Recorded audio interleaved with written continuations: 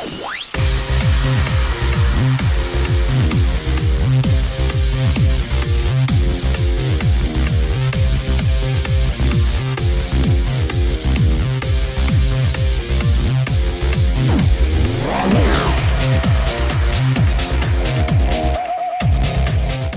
everybody, welcome to GeekStorm on a very cold and blustery Friday in February, but it's Indiana and we kind of expect that. Sure. We are coming live to you from the heart of downtown Kokomo from Pepper Whistle, one of downtown Kokomo's favorite family eateries where you can find amazing sandwiches and great baked goods. I'm Sean Hilton, the owner of Comics Cubed and the founder of the Kokomo Con. And today, sitting on my left, is one of my oldest companions in the world, Michael Allen Harrison. That's me. Yeah, there you go. So we got a lot of news to cover, so we're going to get right back into the most important thing that has happened this week. I almost didn't think we had a most important thing, but then this morning when I was answering some emails for Gen Con, something popped up. Okay. So, people, let's get very serious for a second. Not everything that we talk about is all laughs and giggles and, Sure. and feel-good stuff. Not on this. Not on that Katy side. Perry's legal team has sent a cease and desist notice to a gentleman using the 3D printing online service known as Shapeways. He may no longer legally create Left Shark 3D printed materials. Now, if you're a Left Shark fan, how does this affect you? One, you do not cosplay as Left Shark, or Katy Perry's legal team will find you, trank you, dart you, and then watch your mating habits for the next 6 months. Specific set of skills. So yeah, I mean, this is, yeah, she really did this. Yeah. I'm like, all right, let me get this straight. So she is claiming, the legal team, the brief that I read, you're claiming that this is her intellectual property. Somebody made that, you know. You're right. His name was Hanna-Barbera, and he was called Jabberjaw. He does look like now, Jabberjaw. why is Hanna-Barbera not having his legal team, if they're even still alive, which I don't think they are, but somebody from that estate is still alive, sending Katy Perry a little note saying, listen, woman, you don't get to rip off Jabberjaw and say it's yours. No, he's ours. He's our big dumb shark. And he has been their big dumb shark for years. So Katy Perry, I understand that you have recently got back together with some pop musician known as John Mayer, and I'm happy for you. But that doesn't mean that you get to piss all over the dreams of every Left Shark fan out there in the world. And I quote from Left Shark in another report that I read, that Left Shark said he's done chasing waterfalls. So That makes no sense whatsoever. Left eye, Left Shark. Oh man, that is a stretch. TLC, That's a Super stretch. Bowl. That is a stretch. All right, so now into something you loved last week, but mixing in with our new geek music topics that appears to be. Sure. I brought up the subject that Taylor Swift had copyrighted some lyrics to her songs. Right. And you were like, no, this is the stupidest thing ever. Never people want to hear about it. Right. Well, it turns out that a couple of people, I guess, did, not from our fan base, but a guy out there was like, hold up, whoa. You know, these are just words at this point. These aren't even the lyrics. I mean, drop sick beat or something. This sick beat is one of the big things she went after. Those are just 3 words. She goes, these aren't lyrics to your song. Those are words that we've been using for years. This isn't no longer a trademark situation. This is a freedom of speech issue. So he made a post-punk heavy metal song called This Sick Beat, and the only words in it are This Sick Beat, done to like an 80s heavy metal, This Sick Beat, and that's it. That's the entire song. And now he's waiting to be sued or whatever, or to see if she's got any teeth behind it. Now, unfortunately, I think Taylor Swift in this situation, being very serious, it's kind of like Disney or any big money company. It doesn't matter whether she's right or wrong. She's got enough money and enough lawyers to bury anybody but another big company under enough legal crap that, would make it go away. So it'd be like, all right, so... In most lawsuits, there's only one winner, and that's the lawyer. Oh, that's some deep wisdom there, Confucius. I like it. All right, that's what I brought to the table. Mike, what do you got this week? Oh, my goodness. Hey, this is not necessarily geek news, so maybe you'll enjoy talking about it since it's not. Everything can get back to geek news. It turns out sports ball last week. It turns out Brian Williams is not one of the original Mercury 7 astronauts. Not really. That's funny because I wanted to do the bit originally about Brian Williams being our biggest news. Let's do and it. I decided that it probably Mike's just going to get pissy if I do that. Oh, but so you went ahead and did the other anyway. But I thought that was really funny. Oh, okay. But don't get me wrong. I think your thing was funny. I was like, I don't know that he'll go for that at all. I don't think he'll even chuckle. Don't pretend, don't pretend you care what I think. That's ridiculous. Oh no, I do care. I do. Mike, ridiculous. I care so much. Don't do that again.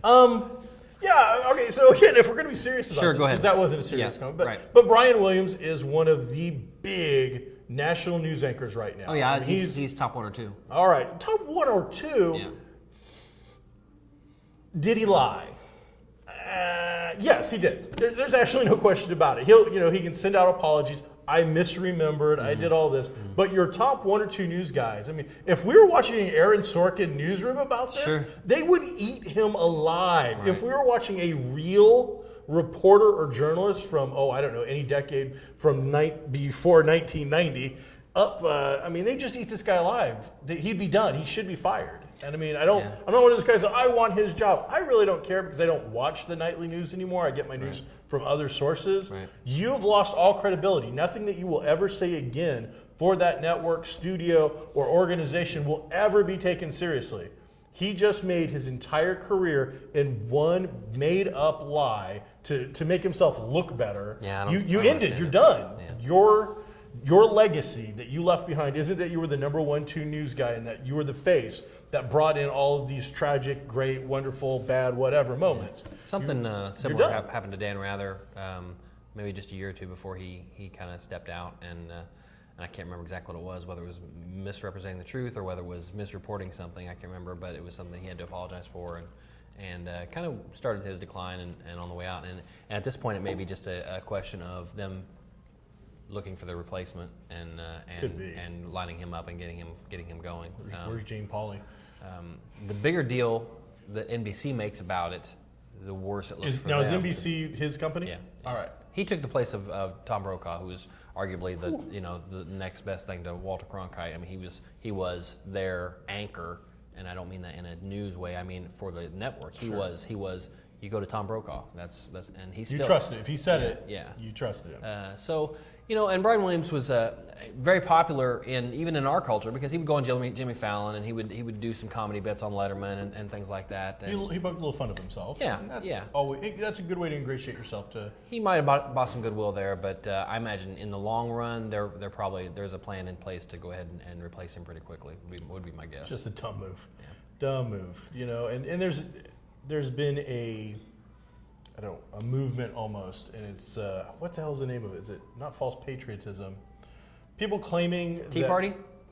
No, I don't know anything about that. I don't drink tea. This is lemonade. No, people claiming to be veterans or medals and other things. Oh, yeah. There's an actual name for it, and I feel ashamed that I don't know it because I did grow up along a bunch of those kind of people. But not the ones taking the real guys who really did stuff. Right, but there's not that many people that do that. But there's a sect out there of people that claim to be veterans or claim to have done this or that, and for false and those guys get buried when they get busted. Oh, yeah. It's all over the news. There's I don't know if there is a law on the books or they're just trying to get one put in. I don't know. To make it a little more of an offense. Like impersonating an officer of the law or something. The same kind of deal. You don't get to do it. Yeah. So we don't have our other producers with us today to look up what that's called, but it's actually got one producer, one camera. It's actually got a thing, and it's this guy's claiming this kind of stuff. It's just kind of it bothers me, but it should bother everybody. I don't care what side you fall on politically. You don't claim things that you didn't do. Right. So all right, let's get back into geeky geek stuff. All right. Lego.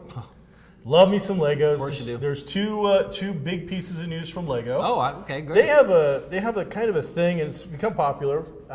Everybody's doing it now. You get so many internet votes or something, and then they consider whatever. And they've started a whole side portion of Lego where normal people, you can go on and create something, put it forward and say, I'd like this to be mass produced. Mm-hmm. And then if you get 10,000 votes within so much time, they then put it into a pool. I think they do it 3 or 4 times a year, and they decide whether it's feasible to do it. We got one of the early ones that people might remember was the DeLorean from Back to the Future was based on that. I want to say the Ghostbusters set that they recently done was based on it. And this new set had some really cool ideas. There was Attack on Wayne Manor, a giant Batman set with all kinds of villains and stuff.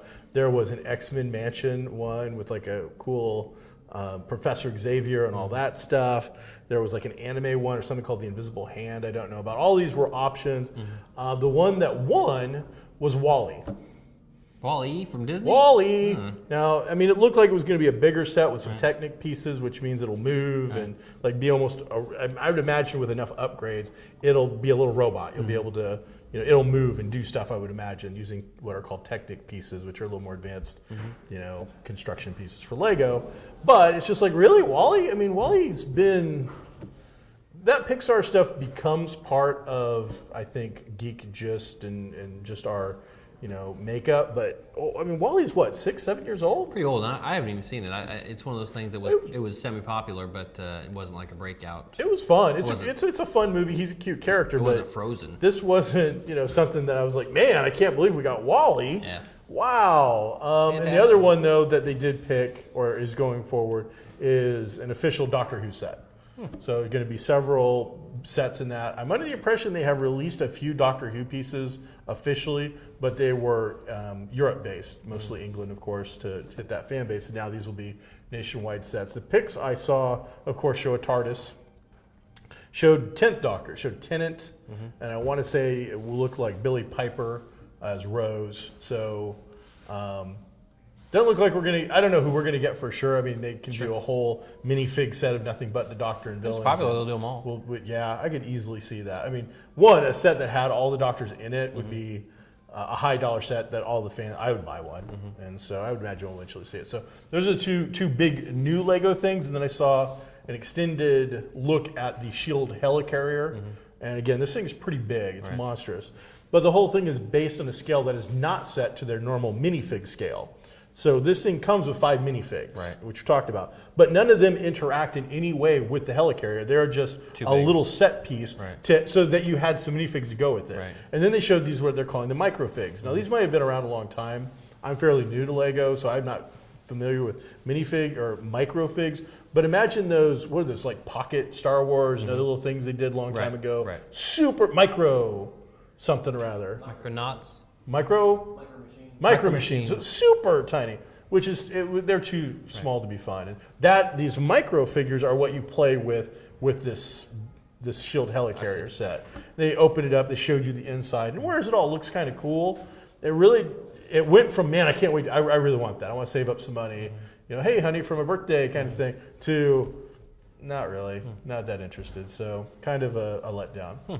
Now you had a big week. I did. I heard that you went to IMAX and saw one of the biggest cable television shows of all time on an IMAX screen. Tell me all about it, Mike. Well, Game of Thrones, which I know you're very familiar with because you read the first book and I did too, and then but has become a amazingly popular show on HBO. Absolutely huge. Everybody talks about it. One of my 1 or 2 favorite shows on the air right now, and. Last season, a lot of big things happened. One of which was the second to the last episode was a giant kind of fortress battle that took up, I'm going to say, a good 30 minutes of the show, which is a lot. And really well done. You could tell that it was the most expensive episode they did all year round because there was a lot of pan shots just panning around the entire fortress as this huge assault was going on. And it was an assault on 2 fronts. And it was one of the first times you really see... Like a land war in Asia? I never get involved in those. And good policy. So, because you have the wall, there's a wall that separates the north, what they call the north, from the rest of the 7 kingdoms. The Great Wall of China? Oh, it's monstrous. No, it's thousands of feet high. Okay. Seriously? Yes. So it's like magic. It took somebody like 4 hours. No, it's made out of ice and stone. And it took them better than a day to scale it. Just a couple of single guys. Regardless, this is one of the first episodes you see. More mystical or mythical creature. You see giants and giant mastodon in it, a couple of them anyway. Giant mastodons always look cool. Yeah. Doesn't matter what format. I imagine all mastodons are probably giant, but these are really big. And so you had this giant 100,000 assault force coming from the other side of the wall. Then you had a smaller assault force coming from the good side, the warm side of the wall. They had crawled over earlier and were doing raids and things like that. So they were assaulting the fortress itself. and the other side was trying to get through the wall, trying to get through the gate. So you had these great-looking giants. They weren't very original-looking. Almost looked like giant dwarves. They had that kind of a crumpled-up face look to them, and doing what they could to get through the gate and get over the wall, and some great action. One of the best sieges type of a scene or show that I've seen. And then you see, as you do a lot of times in series or in season finales, you saw a couple main characters get killed in the last couple episodes. No! People that I wouldn't think would go at any time soon. And so it was really good. Regardless, what you were mentioning was IMAX, and so what they did is they took the last 2 episodes of season 4, they put them on an IMAX screen, showed them back to back. They still had the credits and all that in between, so that was kind of annoying. You know, it was actually just like flipping through them on HBO.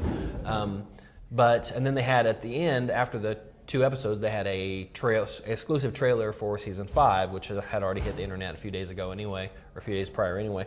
But it was a really good experience. The transfer, at first I wasn't crazy about the transfer onto IMAX because obviously it wasn't shot in IMAX, so it seemed a little grainy in some of the brighter shots. When it was dark and when it was just normal lighting, it seemed okay, but in some of the shots where it was like just broad daylight, it seemed a little grainy to me, but I got over that pretty quickly. It wasn't 3D or anything, just regular giant IMAX, and it was a lot of fun. And I went at 1 o'clock on a weekday afternoon, so there was like me and 2 other people in there, but I understand that it did do pretty well. Well, I can tell you what made more money than. What? Johnny Depp has put out one of the biggest flops currently of all time. I had no desire to see that. Mordecai. I had no desire to see that at all. In week 2, and I'd actually printed this out, I forgot to bring it. I believe, if I remember correctly, it had dropped week 2 to the 16th spot. I believe it. The replay of an IMAX TV show beat it. Right. Everything beat it. Yeah. I want to say that your home videos of a child beat it. They did. Everything They did. beat But Mordecai. honestly, cute. So Johnny Depp, man, wow. And Gwyneth Paltrow, there's some pretty big Jarvis, the voice of Paul Bettany. Paul Bettany, sure. I mean, there's some big names in this thing. And right now, it is looking like Leonard Part 7. So I think I might not be alone in having had enough of Johnny Depp. He just we're saturated. We're Depp poor right now. If you're not Austin Powers, don't make the stupid secret agenty kind of film. I don't know why they didn't just call that the Pink Panther and try to get an extra bump out of it. Get some sympathy cash out of it. Or something. It's wow. It was. I had no desire to see it. American Sniper was #1 again. Some more people have come out and said whatever that they're talking about. Lots of news about it. This week there's 4 movies. We're only going to really talk about 3. We didn't get to see any of them. Okay. But you've got Jupiter Ascending, right, which is about a young girl named Jupiter, who is royal and is going to ascend to the throne. So those who don't get it, it's not actually about a planet named Jupiter. Right. It's about a little girl, or Lena. It's Mila Kunis. Mila Kunis. Thank you. So that's what that's about. You get some Channing Tatum and some David Bowie glam rock makeup. Sure. Looks absolutely atrocious. People, the reviews that are already coming in are burying it. But those reviewers, who knows? It could be a good popcorn flick. There's not Kevin Bridges. There's Jeff Bridges in Seventh Son of the Seventh Son. The Big Lebowski is going to teach a young Padawan how to kill monsters. You're the seventh son of a seventh son. I don't like his accent he does in all these movies now. Yeah, but I don't know why you're still doing Bill Murray. We're talking about Bridges. Now, Bill Murray's a lot different. He's a little... So that's not doing anything. And then SpongeBob SquarePants is coming out with like his second movie long after I think he's come and kind of gone. Right. There's a 4th movie called Ballet something or other, which is going to be a short theater kind of thing, whatnot. So you got 3 movies to choose. Who's going to make all the money next week, Mike? I've already got my pick. Jupiter Ascending will make more than any of those. I don't know how American Sniper will still continue to go. I keep hearing from people, muggles that say, I don't go to movies. My parents don't go to movies, but they all went to see American Sniper. It's one of those things that's it's rolling, and it's going to be around for a while. I don't know. I'm not sure about that. Now, Jupiter Ascending is getting some good reviews. Okay, it didn't do well at Sundance, but that's a different crowd altogether. It's like taking beer to a wine party and expecting him to appreciate it. A couple of the reviewers that I trust on Ain't It Cool both said they liked it a lot. But the Seventh Son is getting buried quite a bit. I really before I go see either one of those, I still want to go see that time travel movie, the one we talked Came about in last number week. 2, I want to say. Yeah, I'll probably go see that. I'll go see one of those today, either Jupiter Ascending or the Right. the. I'm going to put I am all in. Project Almanac. Put all my money Go. on SpongeBob. SpongeBob is walking away with he is beating Jupiter Ascending, and he's going to beat the Seventh Son. Because Jupiter Ascending will double what SpongeBob gets. I will take that action for $1. You got it. So not only do I get it, but I'm getting a spread. Right. All For the weekend. Here's why. Go. 1, Jupiter Ascending looks stupid as hell. Okay. Regardless of the reviews, Sure. normal people looking at this are confused. Okay. They don't have a clue as to what they're getting. Okay. The previews have kind of been obfuscated what this movie's actually about. Okay. We don't know. Sure. If I hadn't told them it was about a girl who was going to be blah, blah, blah, I don't think most people had a clue. Okay. I think that it's also going to fight for audience with Seventh Son of Seventh Son. I think the exact same people who would go see Seventh Son are the same kind of people who would go see the Ascending thing. So you're going to have those guys kind of fighting it out, whatever. And so I think in the end, SpongeBob, who's got much more wider name appeal, is going to win out. Plus, Ascending's a little long, not for me, but for the average moviegoer. It's over 90 minutes. That movie probably needed to be 90 minutes. So you're not going to get as many showings. So does SpongeBob still have new episodes on the air? I mean, is that a show that still is on? I know it's probably on reruns, I assume, but also, I just wonder if that audience is getting older. I believe Clancy Brown is in SpongeBob, so he will easily defeat those other two because there can only be one. Antonio Banderas. And here's the Kurgan. Antonio Banderas is in it also. I mean, he's not really. Antonio Banderas and Clancy Brown? How could you possibly have given me double the spread? I can't. Not since the 13th Warrior has he been relevant. Might as well has he been relevant in Hollywood? So that's what's going to happen. Okay. SpongeBob. Okay. Ascending. Okay. Seventh Son. Okay. That is the order. I'm not saying it's the order of the weekend. Sure. I'm saying for the 3 new movies. Right. Because I got no clue. I disagree. All right. We'll see. We're going to find out. Check us out next I'm sure next you will. episode to see which of us is going to make that happen. Yeah. What else you got? What's been going on? There's been a couple sneak preview type things. Yeah, that Daredevil trailer came out. I'm pretty happy with that. I like that actor. He, like I said before, he was in Boardwalk Empire for a little more than a season. Was a good character in that, and I don't know if the guy is Scottish or Irish or American, but he has a decent American accent. So, and they did that one hunk shot where they show him with his abs and all that, and this is Marvel, and they give one of those. That was kind of silly, but thrown in there for the ladies. And you didn't really see much of Kingpin. You saw him from behind, I believe, and you didn't see really any other characters. And it was a very. I think it was really designed just to show you the tone of what the show was going to be like. This felt, unlike the FF trailer, this felt like a teaser. This is what I come to expect. Right. But with this teaser, I still felt like, I'm going to have to, the only thing I compare right now is the FF and this Daredevil thing. The FF being a big budget movie, Daredevil being a Netflix TV show. I got more out of the Daredevil. I got more out of the look. The words that they're having him say in this, the whole confessional thing, tells me that they're taking the character fairly seriously. Right. The character from the books is probably one of the best known Catholic characters of all Marvel history, and that's always been a big thing. It's not, for those who are like, oh, they're playing this up. No, that is something that you would expect Matt Murdock to do, except for maybe I'm apologizing for what I'm about to do. That's straight TV. That was Hollywood, movie. That's Hollywood line. He always struggled with his faith and struggled with trying to do the right thing, and the not Born Again, but it was Blind Faith or something like that. It was a couple big storylines that had to do with his religious beliefs in the comics. So like we didn't really talk about Fantastic Four last time, but to me that one was. Look, we haven't shown you anything, okay? We've shown you nothing. Nobody has seen a thing on this movie yet. So this trailer is going to be about showing you the things that we think will make you like this movie. Not what the movie's about or not what type of movie it's going to be, but here's the thing. Here's the torch. Here's Reed about to do his thing. Here's some great science fiction special effects shots, and these are all the things we should have shown you over the last 6 months. We're just showing them to you now. And later on, maybe we'll show you what the movie's about. But they were two very different things. Two very different trailers, that's for sure. And if you were pitting them against each other in a knockout round, who wins? Well, Daredevil, I liked it better because it was more about the show that I'm getting ready to watch, not playing hide and seek with the fans so much. There was more money in the Fantastic Four trailer. There's no question there, but they're two different animals. So I don't know. I'll, as much as I've already railed on this Fantastic Four thing over the last 6 months or a year, I'll go see it and I'll decide. They're gonna get my money. I'll decide then. I'll decide then. We'll see. It gets my cash. Sure. I'm gonna go see it. So, but I am more excited about the Daredevil feature or the Daredevil TV show than I am about a Fantastic Four feature at this. I just hope they don't black hat it. Also, Wade actually had made a little bit more money than Mordecai, which is hard to believe.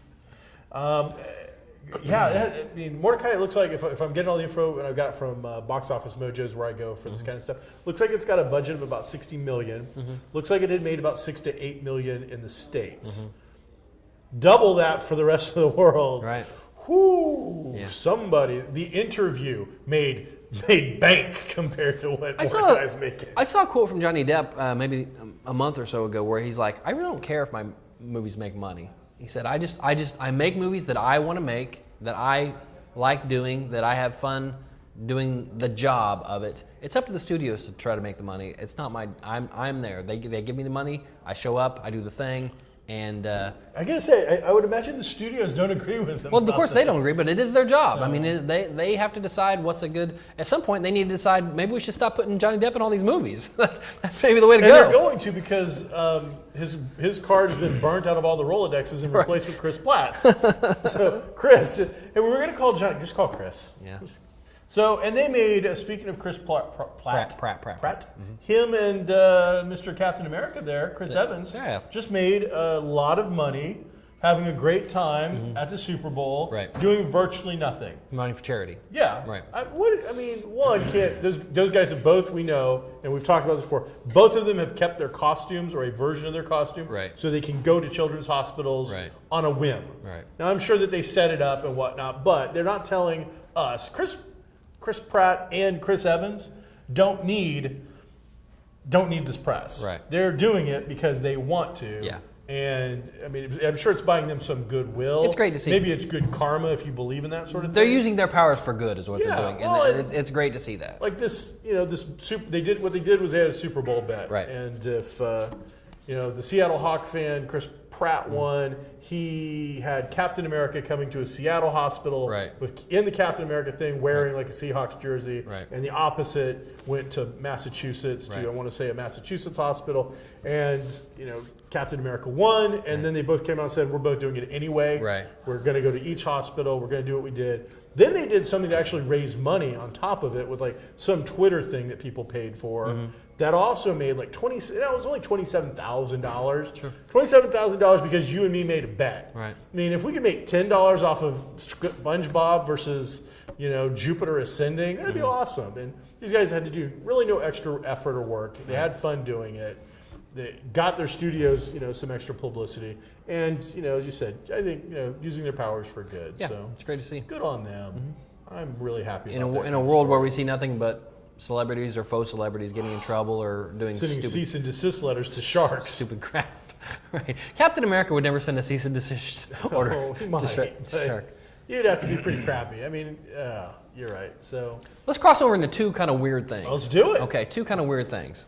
I read today that a Blazing Saddles remake is on the way. It's a bad idea. It is a bad idea. Wow. It is a bad idea, but not even for the reasons you think. It is. Well, is Mel Brooks involved in any way? I have no idea.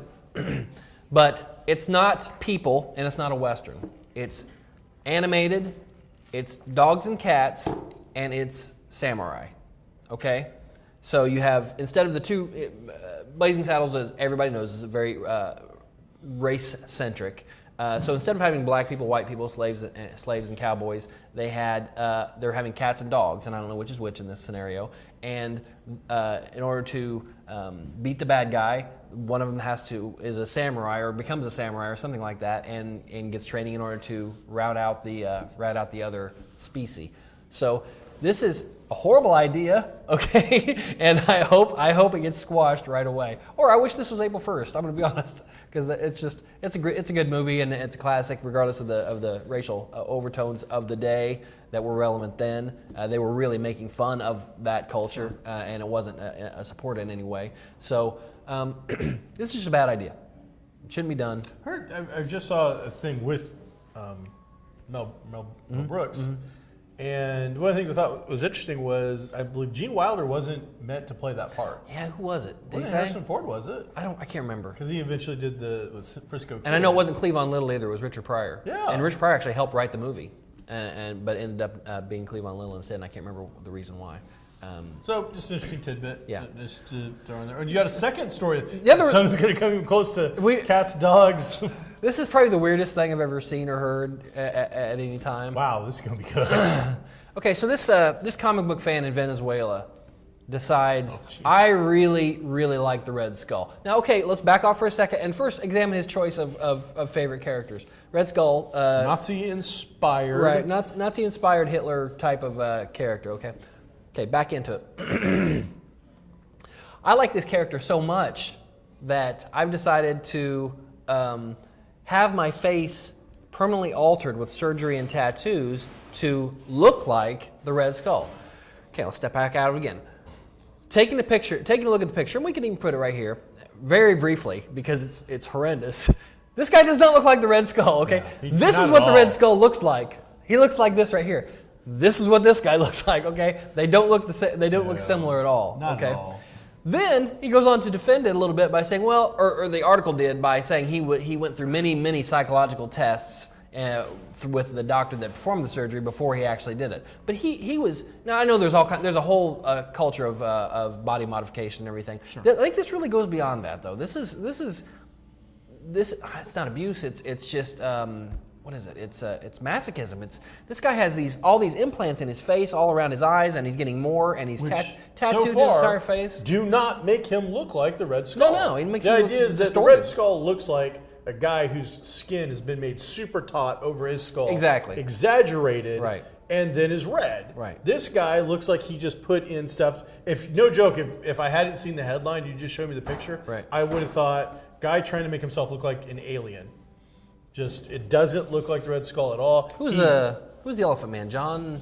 Oh man, I don't remember, but yes. It was almost like that. It was distended and enlarged, and it was just he tattooed his eyes somehow. I don't even know how that's done. I don't know. I didn't know you could tattoo an eyeball. I don't know. But they're all black now. It's weird. I think those are probably lenses. I could have sworn it said tattoo, and I was like, hope not. A tattoo is a needle. I don't know how you could do that. Yeah, I hope that's not true. I could be off base on that, but I could have sworn it said that. And then he's having his face tattooed red. Right. Which red and black. Like the black is supposed to show, the contours and shadows of the protruding parts, but that's not what it looks like at all. It looks like it looks red. bad. It's awful. Then on top of it, he's got like a giant bushy beard. So no, the Red Skull is clean shaven. This is extremism, man, and I don't know if the national media has picked it up. I hope they don't, but it's awful. It's just it's a poor decision. This guy's made he has a series of poor decisions. The thing you didn't say, which is a little surprising, maybe, and I don't think I missed it. He cut off his nose. Oh yeah, I forgot. I completely forgot about that. He literally, right? And I know what the word means. Has his nose shaved off, right, to a point so that it looks more skeleton. Instead of coming to a point, he shaved it this way. Shaved. So it looks like it's gone. Oh man. So wow. And I think he had to do something to his ears too. I would imagine. Yeah. I imagine he can't go out in the rain anymore either because he might drown. It's bad. Now I know in certain countries, I want to say it's Italy, that the courts can force you to rename your child, or not allow you to name. Not allow you to name your child something. Yes, So because people are coming up with some crazy names, stuff that we do here in the States all the time, right? And give these kids these horrific names that are going to have them just beaten senseless in school, right? And traumatized for the rest of their life. Other countries have come out and said, no, no, you're not naming your kid He-Man, Master of the Universe. It's not going to happen. That would be a great name. And so, no, it turns out you do not have the power, and we do. And so we've had a couple things like that. So, sure. But this guy's choosing to do it. He's a full-grown adult. It's weird. With kids and weird. a family. And I don't like it. I'm all for. I've never been to you Venezuela. Want to put giant plugs in your ears or your nose or tattoos and piercings all over your own body. That's absolutely fine. But I mean, and it's his life; he's got to live it. But his kids at parent-teacher conference day, they got to live with it too. The thing to take away from it is that maybe in some of these countries, the standards aren't as high, and things can be done. I mean, that could be done here in the United States. Oh, yeah, you could find a doctor. From X-Files. Yeah, you could find a doctor to do it. You could. There's a guy that's all tattoos to look like puzzles, and then I think he's the same one. He's had horns put in now, right, and some other stuff. So I mean, it's not just this country, but his trying to look like the Red Skull is like you looking like Lou Ferrigno, which is not going to happen anytime soon. Anytime soon. That's all I got. That's all I got. So thanks for checking out GeekStorm. We're going to cut off a little bit early this time, and next time we'll bring you something a little more interesting and exciting. But I don't know. I think left shark news. You are. I didn't even watch the Super Bowl. I've actually only seen bits on the computer. Right. What the hell? I didn't understand what the differentiation between the left and the right. What was the left not doing a good job, or was he doing a great job? Everything I was hearing is that the left one had forgot his choreography. Oh, okay. And was just making up the stuff. Okay. Was just flopping around.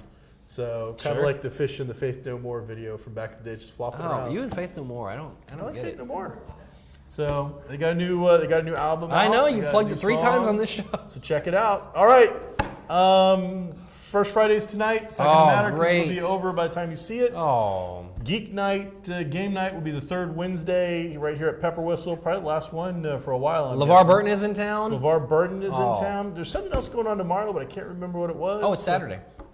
Saturday? Yep. I thought Saturday. I thought there's an event going on Saturday, but I can't remember. There is. I have to work. All right, Mike has to work. So thanks for checking out GeekStorm. I'm Sean Hilton. This is Mike Harrison. We'll catch you next time right here on KGov.